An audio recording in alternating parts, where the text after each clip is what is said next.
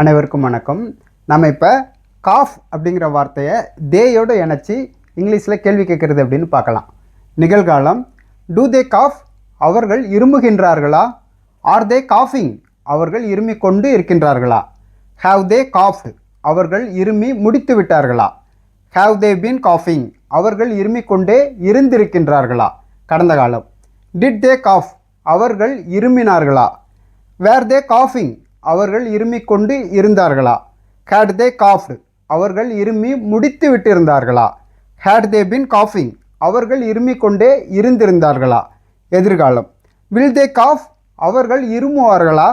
Will they be காஃபிங், அவர்கள் இருமிக் கொண்டு இருப்பார்களா? Will they have காஃப்ட், அவர்கள் இருமி முடித்து விட்டு இருப்பார்களா? வில் தே ஹாவ் பீன் காஃபிங், அவர்கள் இருமிக் கொண்டே இருந்திருப்பார்களா? நன்றி.